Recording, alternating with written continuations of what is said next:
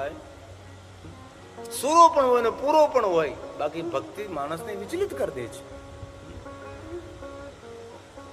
ભક્તિના પ્રકારો છે.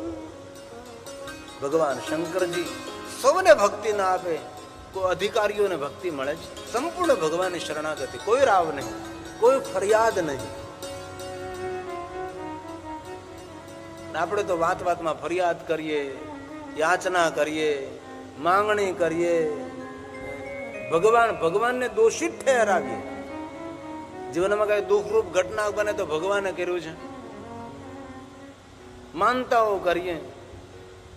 વિચિત્ર વાત તો એ છે કે ધરતી પર જેટલા મહાપુરુષો થયા તેને ભગવાનને કોઈ દી માનતા નહીં કરે. જલારામ બાપુનું પૂરું જીવન ચરિત્ર તમે જુઓ. જલારામ બાપાએ કોઈ દિવસ ગમે એટલા દુઃખ પડ્યા ભગવાનને માનતા ન કરે.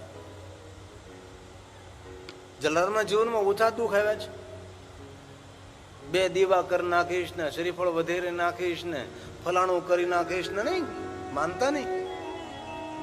મીરાએ વિષપાન કર્યું પણ ભગવાનને માનતા ન કરે.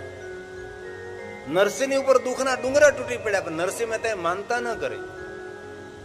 આપણે તો હાલતા 2 દીવા ભગવાન કરીશ તને, શ્રીફળ વધેરી નાખીશ, ફલાણું કરી નાખીશ, આમ કરી નાખીશ, તેમ કરી નાખીશ. માનતા એ શું છે? ભગવાન ઉપર શ્રદ્ધા નહીં હોવાનું એક પ્રતીક એ માનતા છે.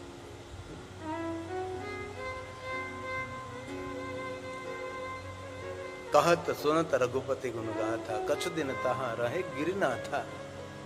શિવ અને સતીએ થોડા દિવસો માટે ત્યાં નિવાસ કર્યો, સાધુને સાથે સત્સંગ કર્યો છે, પ્રશ્નોત્તરી કરી, સંવાદ કર્યો છે, વિવાદ નથી કર્યો. મુનિસન વિદા માગી ત્રિપુરારી. ભગવાન શિવજી કુંભજ ઋષિ પાસેથી વિદાય માગી છે. ચલે ભવન સંગ દક્ષ. દક્ષ પુત્રી સતી અને ભગવાન શિવ કુંભજ ઋષિનો આશ્રમ છોડીને જવા લાગે છે. ત્રેતા યુગ ચાલે છે. જેમની કથા સાંભળી એ જ ભગવાન સામે મળે છે. જેને દિલથી ને હૃદયથી ભગવાનની કથાનું શ્રવણ કર્યું હોય કોઈ પણ રૂપમાં તેને ભગવાનની ઝાંખી થઈ જાય છે. રામજી આવે, ઝાડ પાન ને પૂછે છે. સુંદર ભગવાન રામજી લીલા કરે. શિવનું દર્શન દૂરથી ભગવાન મહાદેવ જોવે છે અને સતીને કહેવા લાગે, સતી જેમની કથાનું શ્રવણ કર્યું એ જ ભગવાન રામ છે. ત્રેતા યુગ ચાલે, પ્રભુ લીલા કરે છે, દર્શન કરો. સતીના મનમાં સંશય થયો કે ભગવાન આવા થોડા હોઈ શકે છે. આ તો ઝાડ પાન ને પૂછે, રડે છે.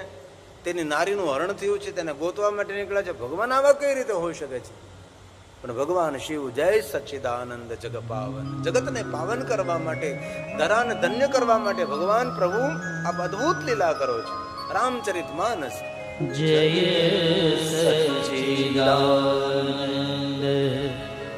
જગ પાવન, જગ પાવન અસલ કઈ ચલે મનોજ ભગવાન મહાદેવજી ચાલવા લાગે, જય જયકાર કરતા. પણ સતી વારંવાર શિવને પૂછવા લાગે છે. ત્યારે મહાદેવજીએ કહ્યું, તમારા મનમાં સંશય થયો છે, તમારા સંશયને જલ્દી દૂર કરો. સંશય લાંબા સમય સુધી રહે એ સારું નહીં. તમે જાઓ, પરીક્ષા કરો, પણ વિવેકનું જતન કરજો, વિવેક રાખજો. જ્યાં સુધી આપણી યોગ્યતા પ્રમાણે મળે ત્યાં સુધી વિવેક રહે છે. આપણી યોગ્યતાથી વધારે જયારે મળી જાય ત્યારે માણસ પોતાનો વિવેક ચૂકવા લાગે છે. સતી પરીક્ષા કરવા જાય છે. સતી સીતાનું રૂપ લે છે. રામજી ને લક્ષ્મણજી આવે તેની સામે ઉભા રહે છે. રામજી ઓળખી ગયા છે અને ભગવાન રામ અને સતીનો સુંદર સંવાદ છે. અંતે સતી સીતાનું રૂપ લઈને રામની પરીક્ષા કરે છે. સતી પાછા ફરે છે. ભગવાન શિવજી સમજી ગયા સતીએ ભૂલ કરે છે. મન હિ મન ભગવાન શિવજી સતીનો ત્યાગ કરે છે. શા માટે? સતી જૂઠું બોલ્યા, કછું ન પરીક્ષા લેની ગોસાઈ, મેં કોઈ પરીક્ષા નથી લેતી, જો તુમ કહો સો મૃષા ન હોય. મહાદેવ આપ કહો એ સત્ય જ હોય. સતીનો ત્યાગ કર્યો છે. મન હિ મન ત્યાગ સતીને તો ખબર પણ નથી. દેવતાઓ જય જયકાર કરવા લાગ્યા છે. ધન્ય છે મહાદેવ, આપ જેવી પ્રતિજ્ઞા કોણ કરી શકે? તમારા જેવો ત્યાગ કોણ કરી શકે છે? આ દુનિયાએ જય જયકાર ત્યાગનો કર્યો છે, સમર્પણનો ત્યાગ કર્યો છે, બલિદાનનો ત્યાગ જય જયકાર થયો છે. જેને મેળવ્યું તેનો જય જયકાર ઓછો થયો, જેને છોડ્યું તેનો જય જયકાર થયો. જેને ત્યાગ કર્યો છે, જેને જીવનમાં કાંઈ કર્યું છે, એની પ્રશંસા થઈ છે.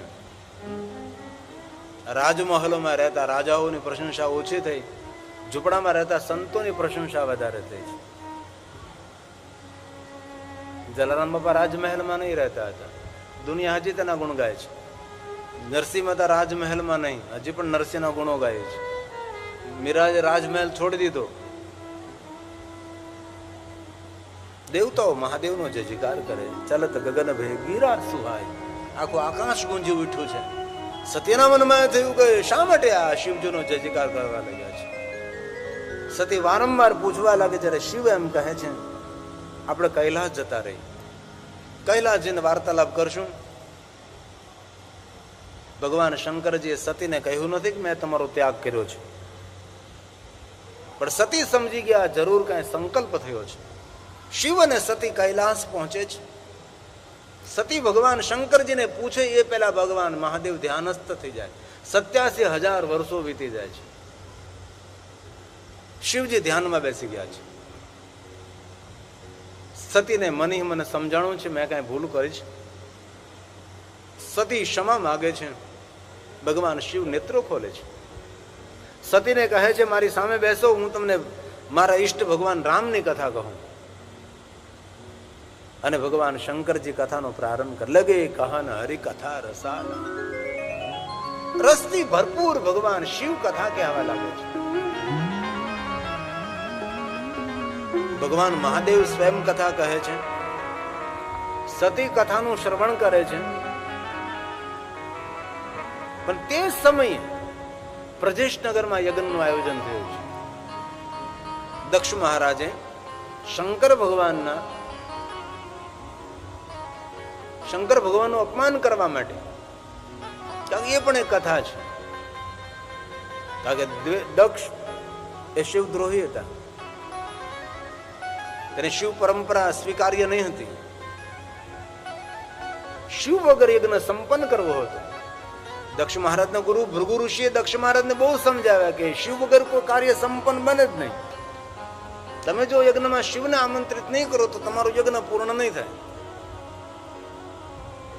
દક્ષ મહારાજ અભિમાનમાં પોતાના સદગુરુ ભૃગુની વાત સ્વીકાર્ય નથી રાખ્યું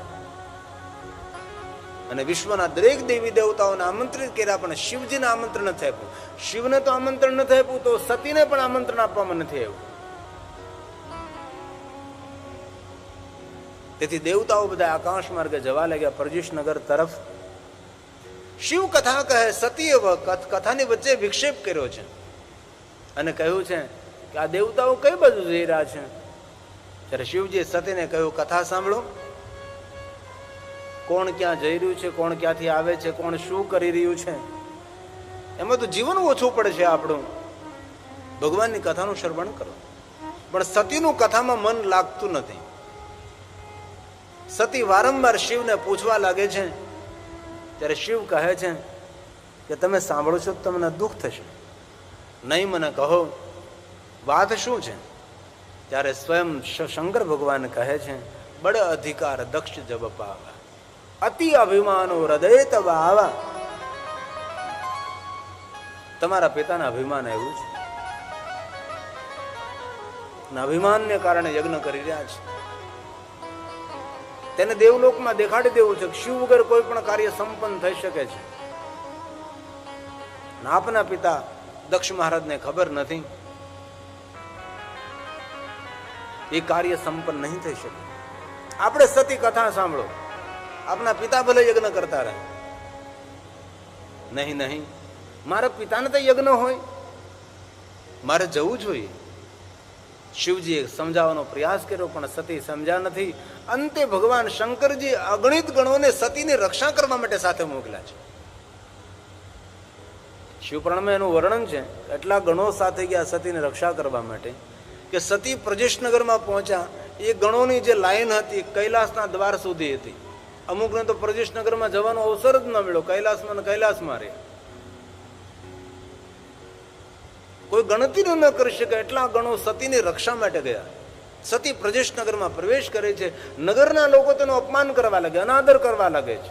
સતીને જોઈ જોઈને રસ્તા બદલવા લાગે, સતીને જોઈને મોઢા બગાડવા લાગે, નહીં બોલવાના શબ્દો સતીને સંભળાવા લાગે છે. સતીને દુઃખ થાય છે કે પિતાના આંગણે મારું અપમાન. જે નગરના લોકો મારો જય જયકાર કરતા હતા, જે નગરના લોકો મારા પર પુષ્પની વૃષ્ટિ કરતા હતા, એ નગરના લોકો મારું અપમાન કરવા લાગ્યા છે. જે નગરને રસ્તાઓ પુષ્પોની વર્ષા થતી હતી, આજે આ લોકો બધા જ મને જોઈ જોઈને દૂર ભાગવા લાગ્યા છે. કારણ કે દક્ષ મહારાજે પૂરા નગરમાં કહી દીધું હતું કે શંકર આવે તો તેનું અપમાન કરવું, મારી પુત્રી તેની સાથે સતી આવે તો એનું પણ અપમાન કરવું. તેથી નગરના લોકો દક્ષના કહેવાથી બધા સતીનું અપમાન કરવા લાગ્યા છે. સતીને દુઃખ થયું છે.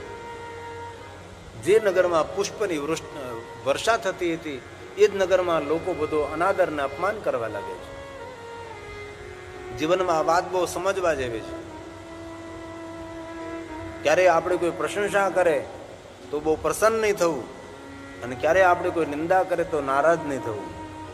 આ દુનિયા ચિત્ર વિચિત્ર છે. જે ફૂલના હાર પહેરાવનારા હોય એ જ ક્યારેક જીવનમાં હાર અપાવનારા પણ હોઈ શકે છે.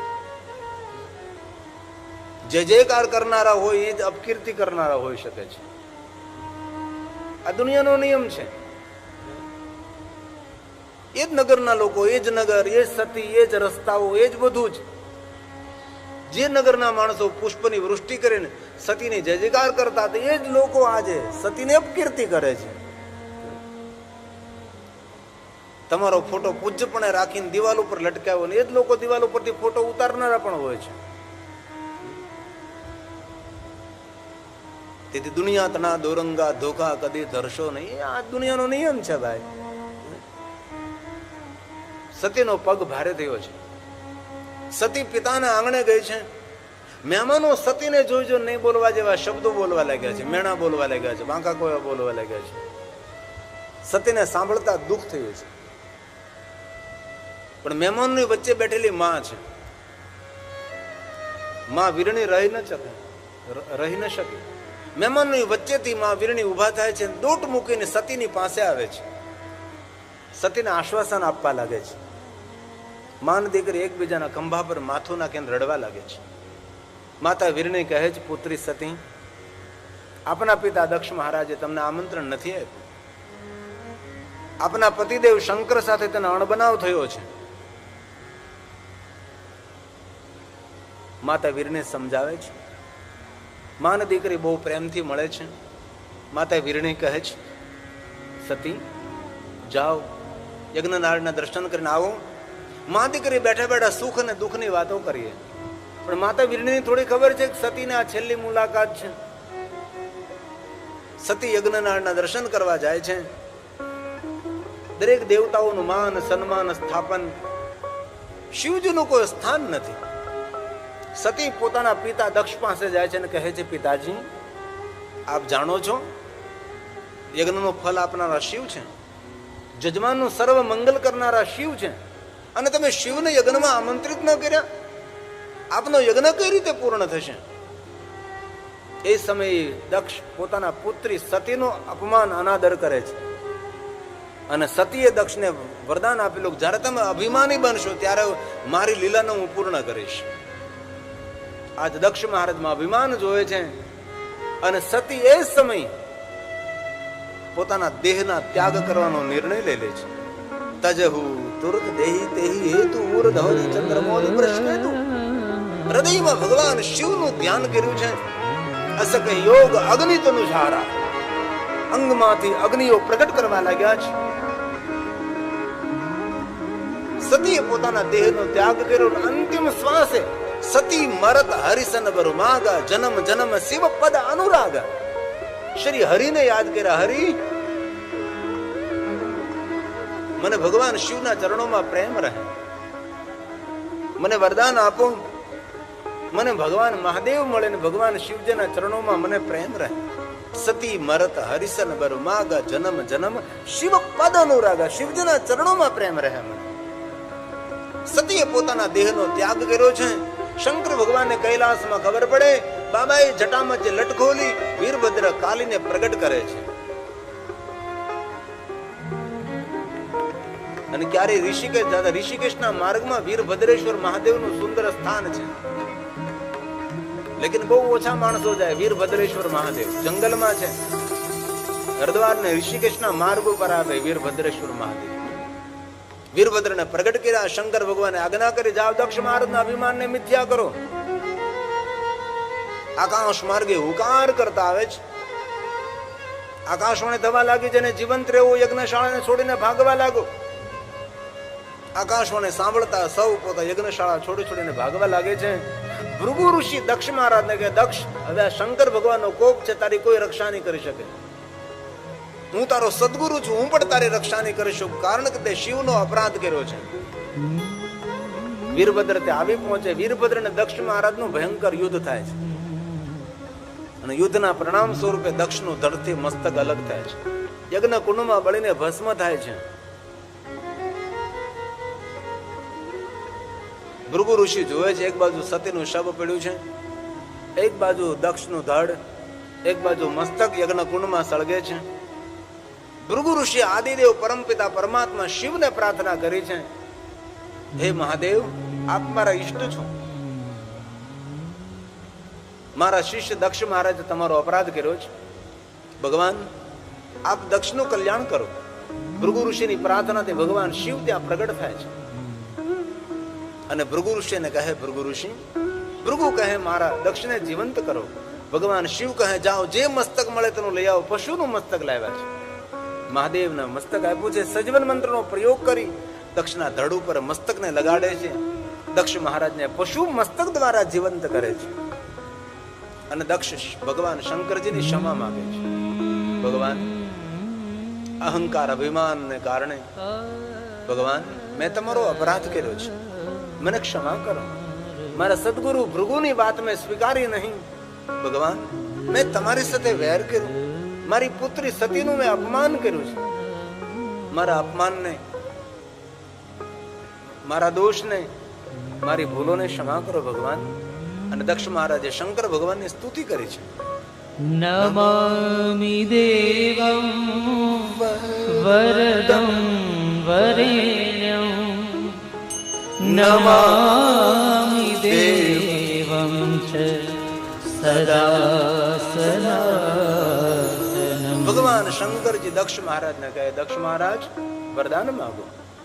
દક્ષ મહારાજ કહે છે, જગતના કલ્યાણ માટે, વિશ્વના હિત માટે, શિવ અપરાધ, શાસ્ત્ર અપરાધ, પિતૃ માતૃ દરેક અપરાધોમાંથી મુક્તિ આપવા માટે ભગવાન શિવ આપ અહીંયા લિંગ રૂપેણ સતમહા, લિંગ સ્વરૂપે ભગવાન શિવ અહીંયા પ્રગટ થાવ તમે. અને દક્ષની પ્રાર્થનાથી ભગવાન શિવ જ્યાં લિંગ સ્વરૂપે પ્રગટ રહે છે. અને દક્ષ મહારાજને ભગવાન શિવ કહે છે, દક્ષ, જેવો વ્યવહાર બીજા સાથે કરીએ એવો વ્યવહાર આપણા માટે ફલિત થાય છે. તેથી આજથી દ્રઢ સંકલ્પ કરો, એવો વ્યવહાર ન કરો કે આપણા વ્યવહારથી, આપણી વાણીથી સામેના માણસને દુઃખ થાય. ભગવાન શંકરજી સતીના શબને લઈ હિમાલય પહાડોની ચટ્ટાનોમાં ફરવા લાગે છે. દેવતાઓ વિષ્ણુ ભગવાનને કહે છે, વિષ્ણુ ચક્રને આજ્ઞા કરે છે, ચક્ર છૂટે છે. સતીના અંગના ટુકડા થાય છે. જ્યાં જ્યાં સતીના અંગ ધરતી પર પડે ત્યાં ત્યાં સતી પીઠોનું સામ્રાજ્ય ઊભું થાય છે. સતી પીઠોના દીપ પ્રગટ થાય છે. અંતે ભગવાન શિવ સતીના શબથી મુક્ત બને છે. ભગવાન શિવ હિમાલય પહાડોની કંદરામાં ધ્યાનસ્થ બને છે. અને સતી અંત સમયે શ્રી હરિ પાસે વરદાન પણ માંગ્યું હતું. અને સતીનો બીજો જન્મ તેહી કારણે હિમગીરી ગુરુ જાય જન્મે પાર્વતી તનો પાય. આ દક્ષપુત્ર સતીનો બીજો જન્મ નગાધિરાજ હિમાલયને ત્યાં થાય છે. માતા મેનાવતીને ત્યાં થાય છે. નામ પાર્વતી રાખવામાં આવે છે. અને નારદજીએ પાર્વતીને શિવ ભક્તિનું માર્ગદર્શન પૂરું પાડ્યું છે. અને પાર્વતીનું મન ભગવાન શિવમાં સ્થિર થયું છે. અને પાર્વતીએ નિર્ણય લઈ લીધો કે હું ભગવાન શિવ સાથે વિવાહ કરીશ. જન્મ કોટી લગી રગર અમારી બંધવ શંભુ નાતા રહુ કુમારી. કરોડો જન્મ સુધી ભલે મારે કુંવારું રહેવું પડે, મને પરણીશ તો ભગવાન શિવને હું પરણીશ. આવો દ્રઢ સંકલ્પ કર્યો છે અને હિમાલય પુત્રી પાર્વતી યુવાવસ્થામાં શંકર ભગવાનનું તપ કરે છે હિમાલય પહાડ